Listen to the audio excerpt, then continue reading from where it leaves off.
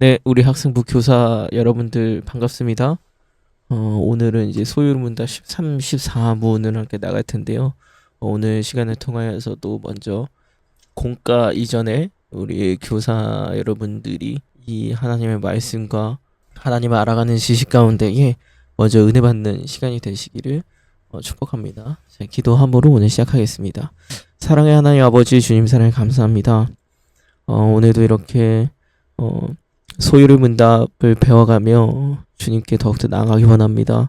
먼저 교사들 가운데에 주님을 더 사랑하는 마음과 주님을 더욱더 붙드는 마음과 또한 이 시간을 통하여서 먼저 교사들이 은혜 받게 하여 주시옵시고 그 은혜를 전달함으로써 우리 학생들이 바른 신앙 가운데에 자라날 수 있도록 주여 인도하여 주시옵소서.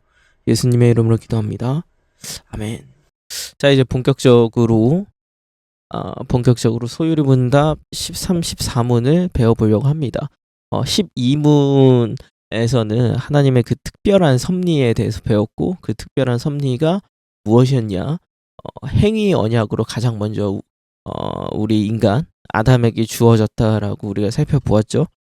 사실 12문과 이어서 13, 14, 15, 16은 인간의 타락에 대해서 다루고 있습니다. 인간이 완전히 타락하였고 범죄하였고 그 결과가 어떠하였는지를 살펴보고 있는데 그렇다 보니까 사실 이 13, 14문부터 시작해서 15, 16문까지의 내용들은 사실 조금 무겁고 좀 우울한 그런 느낌도 있을 수가 있어요. 근데 우리가 타락에 대해서 왜 알아야 하는가?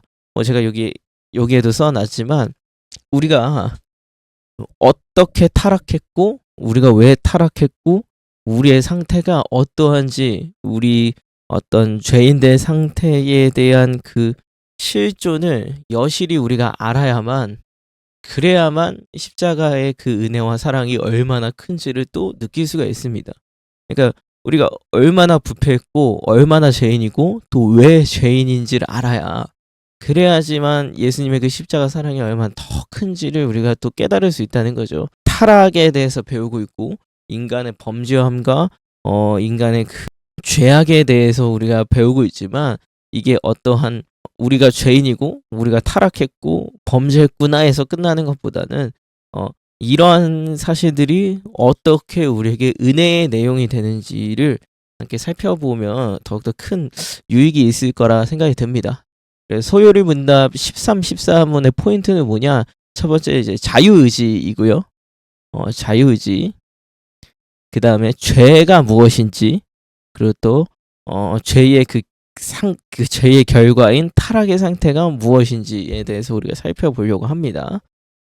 자, 그래서 13문 부터 16문까지는 타락에 대해서 살펴보는데 이게 어떠한 두 가지로 사실 우리가 다가올 수가 있어요. 그러니까 내가 짓지 않은 아담의 죄로 인해 나 또한 죄인의 상태에 빠졌다라는 그 억울함을 느낄 수도 있고 또 사람에 따라서는 또 이 율법의 기준에 있어서는 결코 이 죄인된 상태를 벗어날 수 없다라는 두려움을 우리가 동시에 느낄 수도 있습니다.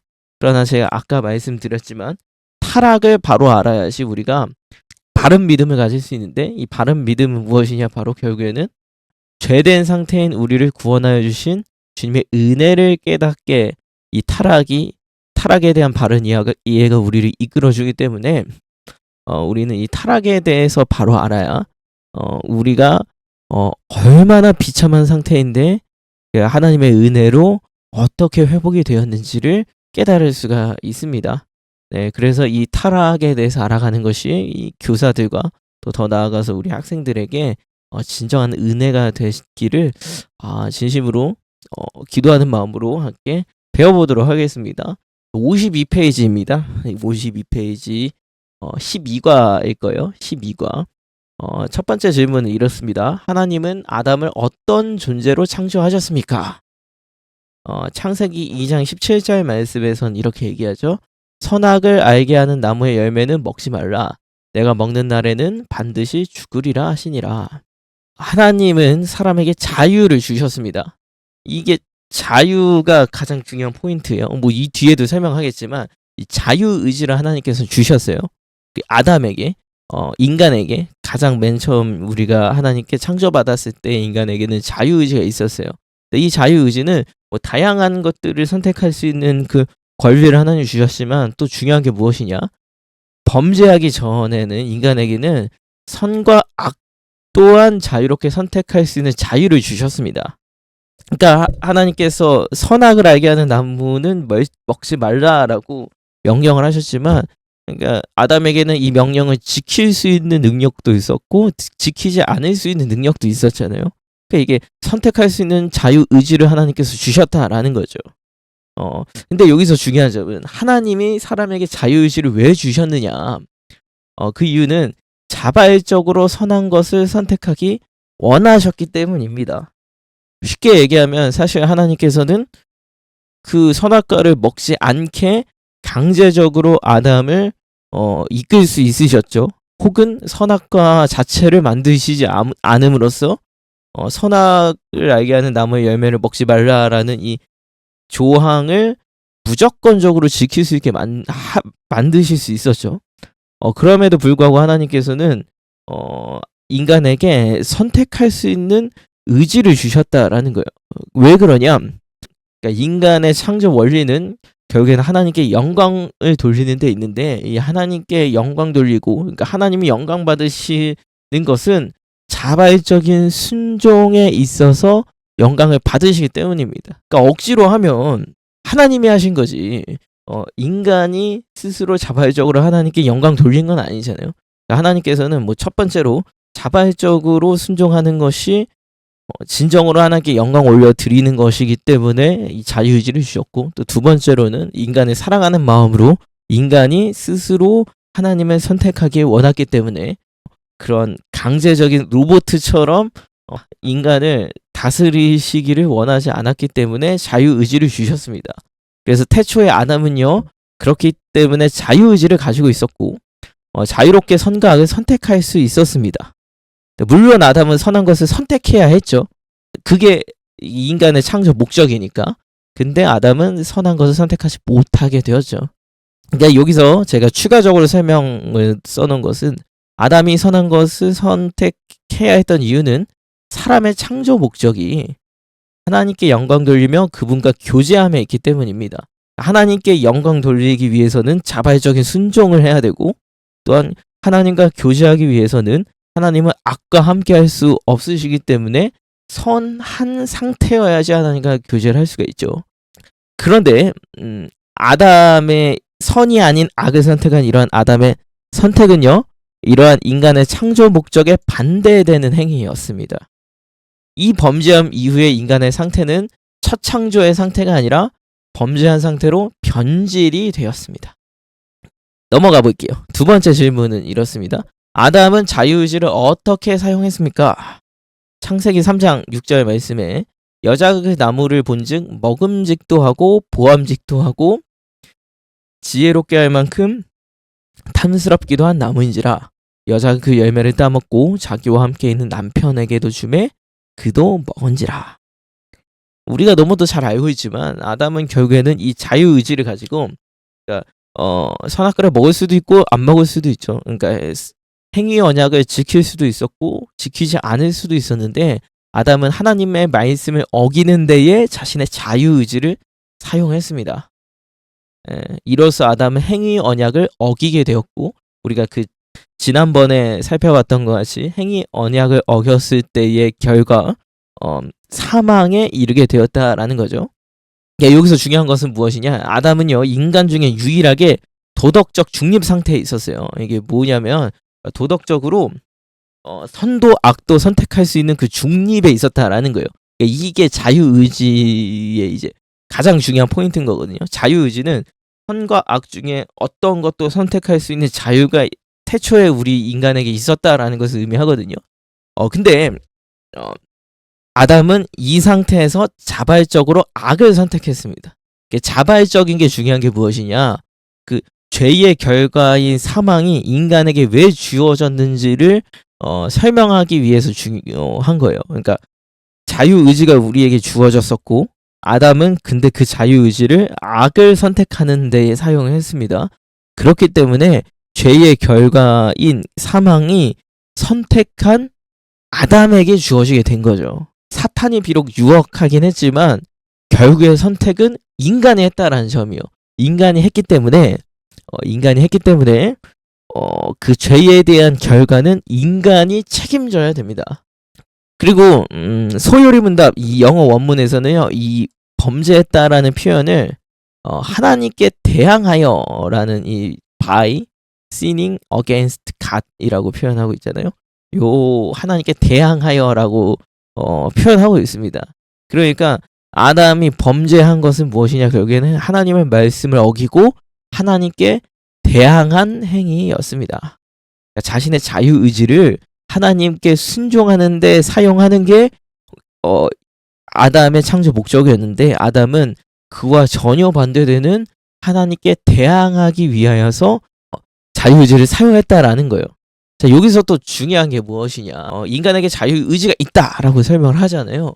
그렇다면 만약에 실제로도 아담에게 주어진 자유의지가 있다면, 제가 아까 설명했던 것처럼 자유의지는 도덕적 중립 상태를 뜻하기 때문에 선도 악도 선택할 수가 있게 되는 거죠. 그럼 지금 우리에게도 선과 악을 선택할 수 있는 능력이 있느냐? 그렇게 볼 때에 이제 우리는 전적인 타락의 상태이기 때문에 선을 선택할 수가 없어요. 죄인된 우리는 아담의 범죄 이후에. 그렇다면 자유의지가 있는 거냐 없는 거냐? 이게 굉장히 막 이제 갑론을박이 많으시잖아요. 여기 제가 청년부 할 때도 이 부분으로 굉장히 갑론을박이 많았었는데, 이게 이 부분에 대해서 이제 조금 더 자세히 한번 설명해 드릴게요. 그러니까 이게 용어의 차이라고 저는 생각을 합니다. 그러니까 용어를 좀 혼용하면서 쓰는 게 좀 있어요. 그러니까 이제 저희가 속한 개혁신학에서는 정확하게는 두 가지로 나눠요. 자유의지와 의지의 자유로 나눕니다. 근데 이게 이 의지의 자유라는 단어를 보통의 교회에서는 자유의지로 쓰기도 하고 막 이렇게 섞어서 쓰다 보니까 개혁신학에 있어서 자유의지는 상실했거든요. 근데 의지의 자유는 여전히 있어요. 그러니까 이게 교단마다 서로 다른 얘기를 하고 있다고 우리가 오해하기 쉬워지는 거죠. 왜냐하면 다른 교단에서는 자유의지가 있다라고 설명하기도 하니까. 그리고 뭐 개혁신학의 장로교회에서도 자유의지가 있다라고 설명하고. 근데 이게 근데 엄밀히 따지면 그 자유의지가 있다 할 때 자유의지가 그 자유의지가 아니라 의지의 자유라는 거예요. 그러니까 이게 다른데 막 섞어서 쓰다 보니까 우리가 더 헷갈리는 거죠. 그래서 좀 더 자세히 설명해 보면, 자유의지가 무엇이냐? 의지 자체가 스스로 결정할 수 있는 능력이 있다. 그러니까 인간의 의지가 외적인 강요 없이 스스로 자기 결정권을 가지고 선택할 수 있다. 도덕적 중립 상태에서 선악을 선택할 수 있는 능력을 의미합니다. 그러니까 아담은 자유의지가 있었기 때문에 선과 악 중에 어떤 것을 선택할 수 있었죠. 중립 상태에 있었다라는 거예요. 선도 선택할 수 있고 악도 선택할 수 있는, 스스로 결정할 수 있는 어떤 능력이 있었어요. 근데 범죄함으로 그 능력이 상실되었습니다. 근데 의지의 자유는 뭐냐 그러면, 인간은 자신이 원하는 것에 따라 선택할 수 있음을 의미합니다. 그러니까 선택의 자유가 있다라는 거예요. 그러니까 강제로 조정당하는 존재가 아니다. 로봇가 아니다. 뭐 이런 뜻인 거예요. 근데 중요한 것은 그 의지가, 그러니까 우리가 그 의지에 따라 자신이 원하는 것을 선택할 수 있는 자유가 있는데, 그 의지가 본성의 상태에 묶여 있는 거예요. 의지의 자유는. 그러니까 인간은 그렇기 때문에 항상 자신의 성향대로 선택을 합니다. 그러니까 뭐 짜장면과 짬뽕죽, 자기가 원하는 것을 선택할 능력과 권한이 인간에게 있죠. 이게 의지의 자유인 거예요. 어떤 것을 선택할 수 있는 권한이 있어. 근데 중요한 것은 인간은 본성의 상태, 자신의 성향대로 선택을 하기 때문에 아담의 범죄 이후에 완전히 전적으로 타락한 인간은 자신의 죄된 성향대로 선택하게 됩니다. 의지의 자유가 있지만 선을 선택할 수가 없게 된 거예요. 그래서 이를 어떻게 설명할 수 있냐, 이 뒤에 제가 써놨지만, 아담의 범죄 이후 인간은 선과 악을 선택할 수 있던 자유의지는 상실하였고, 이걸 전적 타락이라고 해요. 그렇지만 여전히 인간은 자신이 원하는 것을 선택할 수 있는 의지의 자유는 존재를 합니다. 뭐 짜장면을 선택할지 짬뽕을 선택할지 선택할 수 있죠. 근데 타락 이후 인간의 본성 자체가 부패하고 뒤틀렸기 때문에, 본성이 뒤틀렸기 때문에 선과 악의 선택에 있어서 인간은 언제나 자신의 본성대로 악을 선택할 수밖에 없습니다. 요게 이 인간의 이 실존이라는 거예요.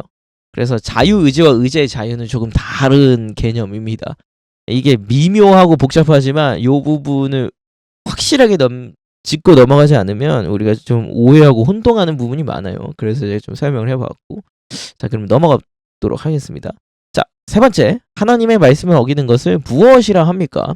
요한일서 3장 4절 말씀, 죄를 짓는 자마다 불법을 행하나니 죄는 불법이라. 그러니까 하나님 말씀을 어기는 것은 죄이고 불법입니다. 하나님의 말씀을 어기는 것, 즉 하나님의 율법을 어기는 것을 성경은 죄라라고 얘기합니다. 근데 이 어긴다라는 것은 결국에 또 어떻게 설명할 수 있냐? 위반한다라고 설명할 수가 있어요. 위반한다. 율법의 내용을 지키지 않는 것을 의미한다라는 거죠. 하라는 것을 하지 않거나 하지 말라는 것을 하는 것. 선악과를 먹지 말라는 명령을 위반한 게 가장 대표적인 예겠죠.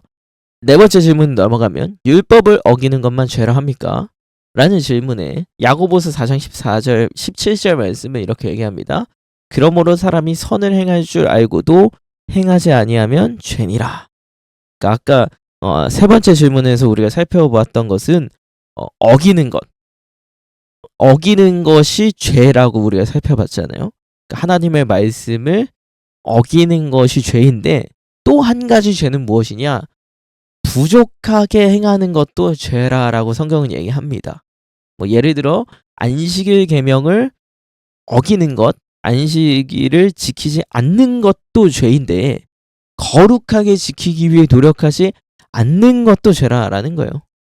예를 들어 우리가 주일 예배에 나왔을지라도 그 주일을 거룩하게 안식일로 지키지 않는다면 그 또한 죄라는 거죠. 부족하게 행했기 때문에. 그래서 성경에서는 율법을 어기는 것, 위반하는 것만 죄라 하지 않고 부족하게 지키는 것도 죄라라고 얘기합니다. 그 예배를 드렸을지라도 온전히 드리지 않았다면 부족하게 지켰기 때문에 죄인 거죠. 근데 이러한 죄의 기준에서 중요한 점은 자유로울 수 있는 사람이 없다라는 거예요. 그렇기에 우리가 필요한 건 무엇이냐? 이 죄에 있어서 우리는 죄를 어기는 것도 제대로 할 수 없고, 더 나아가서 완벽하게 지키는 거는 진짜로 할 수가 없죠. 그럼에도 그렇기 때문에 우리에게 필요한 게 뭐냐? 죄에서 자유함을 주시는 그리스도의 은혜가 필요합니다. 우리가 은혜 아니면 살아갈 수가 없다라는 거죠. 넘어가면 다섯 번째 질문, 아담이 범죄한 결과가 무엇입니까? 고린도후서 11장 3절 말씀은 이렇게 나옵니다. 뱀이 그 간계로 하와를 미혹한 것 같이 너희 마음이 그리스도를 향하는 진실함과 깨끗함에서 떠나 부패할까 두려워하노라. 그러니까 아담이 범죄한 결과는요, 타락이었어요. 타락. 타락. 근데 이 타락은 책에서 부패라는 말과 동의어라고 설명을 합니다. 그러니까 과일이 부패하게 되면 그 과일의 좋은 성질이 완전히 사라지고 막 안 좋게 변화가 되죠. 마찬가지로 사람도 죄를 짓고 부패하게 돼서 원래 사람의 그 성질이었던 하나님의 형상의 대부분을 잃어버리게 됩니다. 그러니까 이제 부패했다라는 것은 곧 변질됨을 의미한다라는 거죠. 근데 중요한 사실은 뭐냐, 여러분, 부패했다라고 해도 그 본질 자체는 달라지지 않습니다. 그러니까 사과가 상해도 여전히 사과는 사과라는 거죠. 그러니까 아담의 범죄가 인간을 타락하고 하나님의 형상 대부분을 잃어버리게 만들었어요. 그리고 선을 선택할 수 있었던 자유의지의 능력도 잃어버렸습니다. 그럼에도 남아있는 한 가지가 무엇이었냐? 여전히 인간은 하나님의 형상이었고 하나님의 자녀였습니다. 그렇기 때문에 우리가 왜 어떻게 구원을 받고 어떻게 다시 한번 그 하나님의 형상과 하나님의 자녀의 그 직분을 회복할 수 있었느냐? 부패였지만 변하지 않는 단 한 가지 관계, 하나님과 인간의 관계, 하나님이 우리의 아버지 되시고 우리가 하나님의 자녀되는 이 관계에 기인하여 우리의 구원과 회복은 가능했었다라는 것이죠. 제가 이게 3번에도 써놨지만 불효자도 효자이다라고 썼어요. 그러니까 불효자도 쉽게 얘기하면 이게 자녀는 자녀잖아요. 효자는 아니겠죠. 불효자가 효자는 아니지만 정확하게는 아니지만 불효자도 자녀는 자녀잖아요. 그러니까 부모님이 우리를 사랑으로 보살피신 이유는 우리가 부모님의 자녀라는 이유 하나밖에 없습니다. 그렇기 때문에 우리를 사랑으로 보살피고 희생하실 수 있는 거죠. 이 부모와 자녀의 관계는 그 자녀가 불효자든 효자이든 뭐 어떠한 모습이든 간에 상관없이 결코 변하지 않습니다. 그 관계는 변하지 않아요. 끊을 수 없다라는 거예요. 마찬가지로 하나님과 우리의 관계도 하나님이 우리의 아버지 되시고 우리가 하나님의 자녀된 이 관계는 인간이 죄를 범하고 범죄하여 타락하고 부패하였을지라도 변하지 않았고 그 변하지 않는 그 자녀된 관계가 있었기 때문에 하나님은 우리를 다시 한번 구원하고 회복시키셨다라는 거죠. 이 부분은 우리 잘 기억하셨으면 좋겠습니다. 그리고 이제 추가적으로 하나님의 허용에 대해서 제가 잠깐 조금 적어놨어요. 하나님의 허용이 무엇이냐? 저희 담임 목사님도 자주 설명하시지만 허용 작정이라고 많이 설명하시잖아요. 그러니까 여기서 중요한 게 인간의 그 범죄함에 있어서 범죄하고 타락함에 있어서 죄에 대한 원인은 인간에게 있습니다. 왜? 자유의지가 있었기 때문에. 그러니까 스스로 선택할 수 있는 자유가 있었기 때문에 동시에 그 선택에 대한 책임도 져야 됐죠. 인간이 왜 범죄하게 됐느냐? 그러니까 인간의 잘못이에요. 인간의 잘못. 근데 저희 개혁신학에서는 장로교 신학에서는 이거를 하나님은 인간의 죄를 허용하셨다라고 표현합니다. 왜 그렇게 표현하느냐? 인간이 죄를 짓고 타락한 것 또한 하나님의 주권 안에 있다라는 것을 설명하기 위해서요. 그러니까 아담이 범죄한 것도 하나님의 주권 안에 있습니다. 그리고 영원한 작정 안에 있었고 섭리의 한 부분이었다는 거예요. 이게 그러니까 우연히 일어난 일이 아니고 이 또한 하나님의 계획하심 안에 있었던 일이라는 거예요. 근데 왜 허용했다라고 하느냐? 이게 하나님이 죄의 원인이라고 설명하지는 않기 때문입니다. 이게 참 어려우면서 중요한 건데, 그러니까 하나님은 허용하셨어요. 인간이 죄를 짓지 않을 수도 있는 자유가 있었기 때문에 거기서 만약 인간이 죄를 짓더라도 지을 수 있는 자유를 허락하셨어요. 그렇기 때문에 죄를 허용하셨다고 표현하는 거예요. 그렇지만 하나님께서 그 죄를 짓도록 유도하시지도 않았고 죄를 짓는 데에 그 어떠한 압력도 가하시지 않았기 때문에 이게 하나님이 죄의 원인이 될 수는 없습니다. 죄의 원인은 정적으로 선이 아닌 죄를 선택한 인간에게 있으며, 그러니까 자유가 있었기 때문에 그에 따른 책임을 져야 되기 때문에 인간에게 그 죄에 대한 원인이 있고, 하나님은 이를 단지 허용하셨다라는 거예요. 강요하지 않으셨다라는 거죠. 그 동시에 인간의 그러한 죄를 선택한 잘못된 범죄와 그리고 타락으로 인하여서 인간이 하나님의 형상을 잃어버렸지만, 동시에 하나님은 바로 이러한 인간의 잘못 또한 주권적으로 사용하셔서 구원의 섭리로 우리를 이끄셨습니다. 그렇기 때문에 하나님의 섭리와 작정하심이 온전하고 완벽하다라는 거죠. 우리의 범죄함조차도 하나님께서는 주권적으로 사용하셔서 그분의 놀라운 섭리와 작정을 이루시는 분이라는 거죠. 그러니까 하나님은 아담이 범죄할 사실을 아셨지만 허용하셨죠. 그렇기 때문에 동시에 아담을 비롯한 우리 인간이 구원받을 수 있는 그 구원의 방법을 또 준비하셨죠. 이게 십자가 사건이잖아요. 그렇기 때문에 우리가 이러한 하나님의 허용 작정에 대한 그 교리가 우리에게 주는 유익은 무엇이냐? 하나님의 섭리와 작정하심이 온전하고 완벽하다라는 것은 무엇을 의미하냐? 과정 가운데 실패가 없기 때문에 하나님의 섭리와 작정하심이 온전하고 완벽하다라는 걸 의미하는 건 아니라는 거예요. 도리어 인간의 실패 또한 하나님의 영광과 승리로 사용하시기 때문에, 그렇게 변화시키기 때문에 하나님의 섭리와 작정하심이 온전하고 완벽합니다. 그렇기에 이 하나님의 섭리를 믿는 사람은 내 삶의 어려움과 고난이 선과 승리로 변화될 것임을 믿을 수가 있게 됩니다. 그러니까 우리가 때때로 실패하기도 하고 죄를 짓기도 하고 넘어지고 또 쓰러지기도 하죠. 하지만 이 어려운 일들 또한 결국에는 하나님께서 영광과 승리로 사용하실 일이라는 거죠.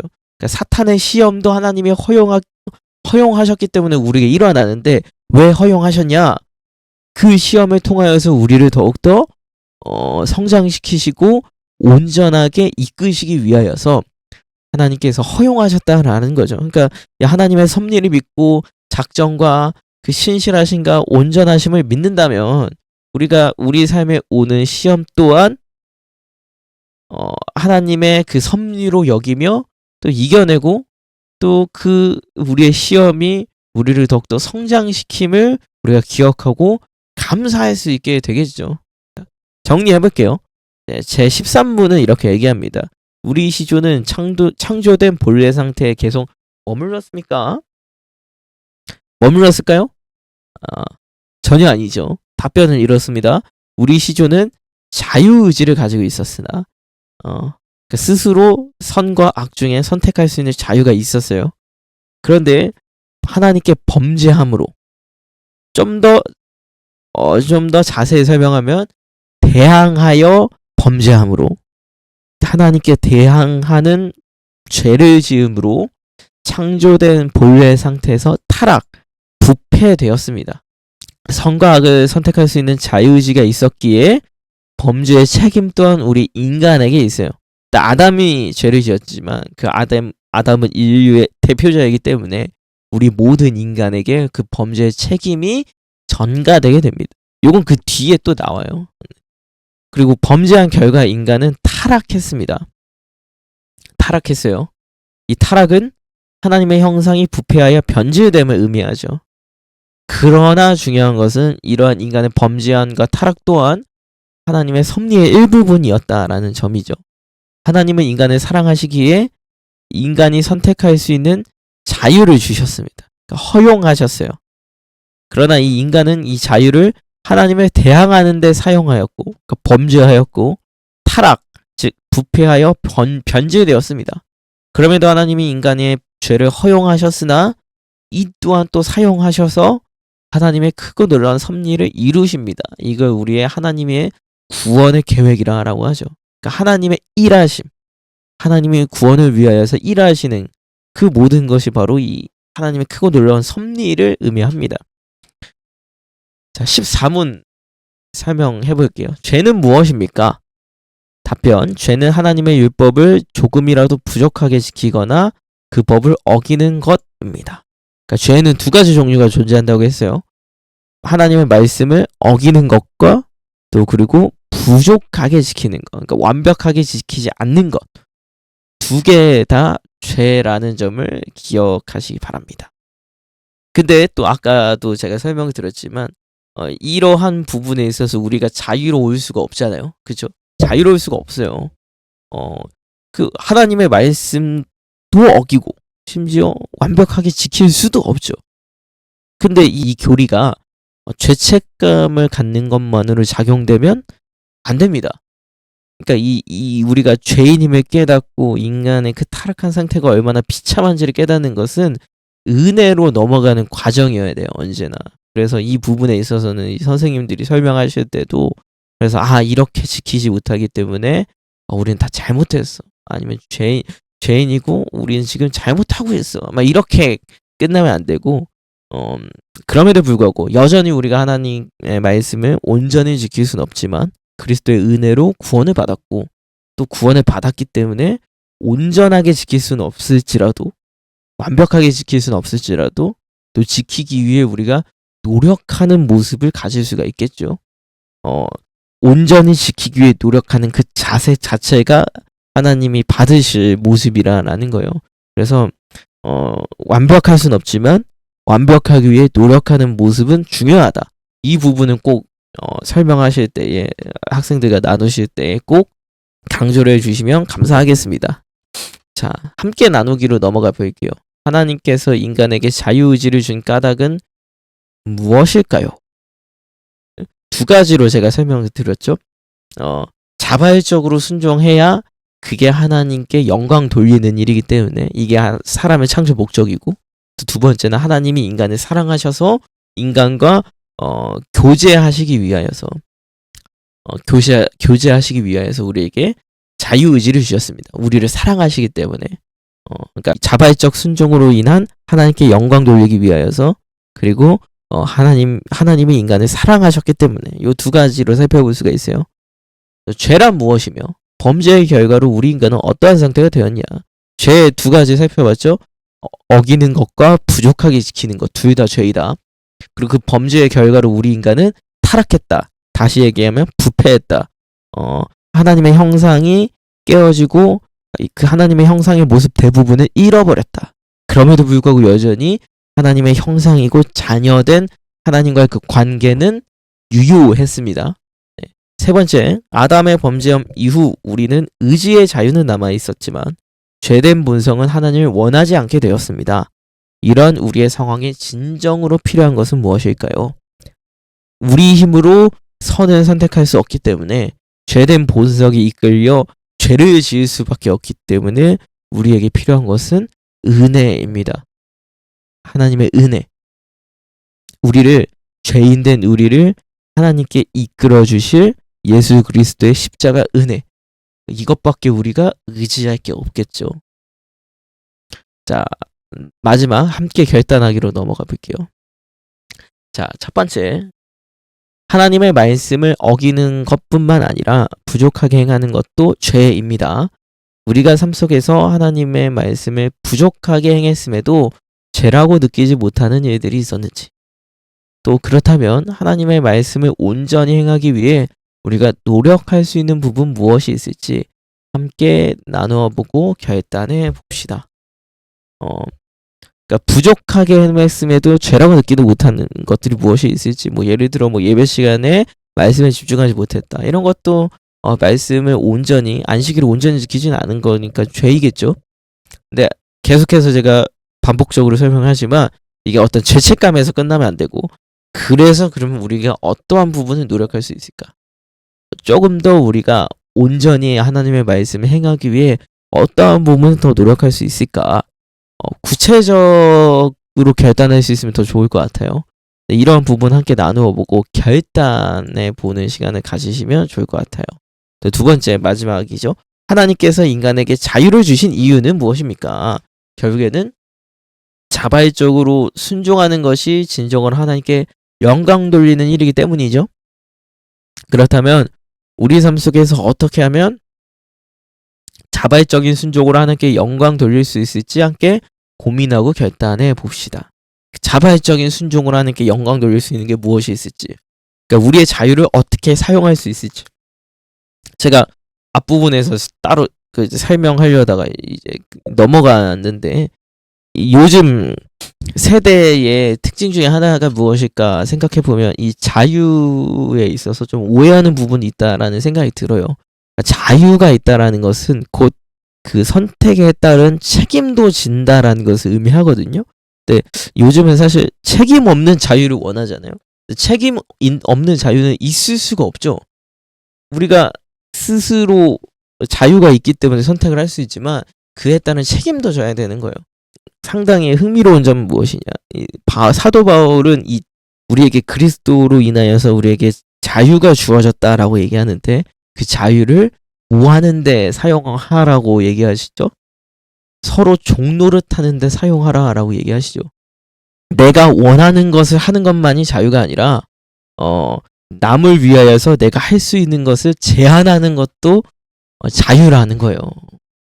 사도 바울이 서로 종노릇 하라는 것은 내가 할 수 있음에도 불구하고 할 수 있는 것을 제한할 자유도 우리에게 있다라는 것을 의미하는 거잖아요.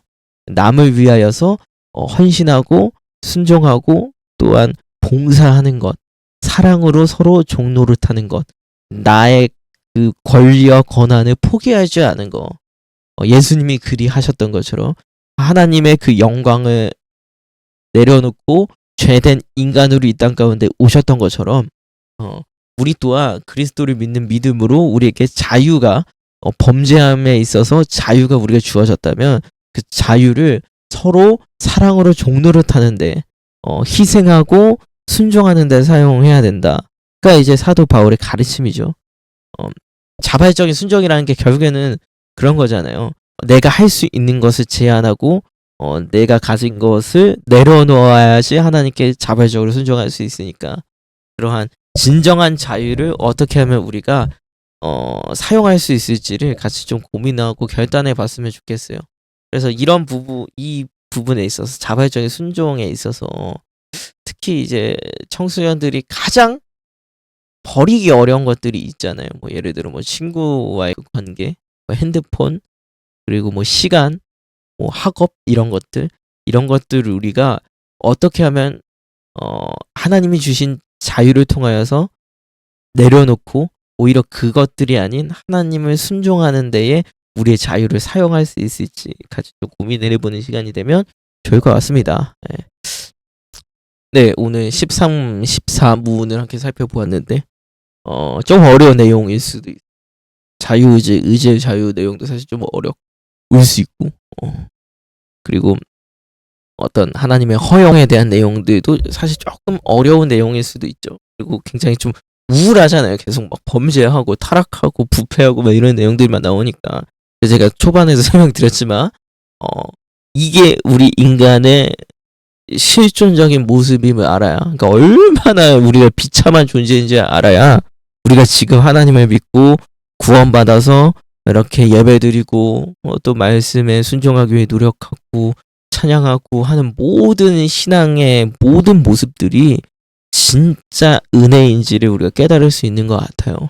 그래서 이 타락 파트를 통하여서 우리가 얼마나 죄인이고 여전히 죄된 본성이 우리 마음 가운데, 우리 삶 가운데 꿈틀꿈틀하고 있는지를 생각하면서, 근데 거기서 끝나는 게 아니라 그렇기 때문에 우리가 지금 누리고 있는 구원이 얼마나 값진 것인지를 함께 우리 학생들과 나누는 귀한 시간이 됐으면 좋겠습니다. 자, 그러면 오늘 이 교육은 요걸로 마치도록 하고요. 다음 교육 때 또 찾아뵙도록 하겠습니다. 안녕.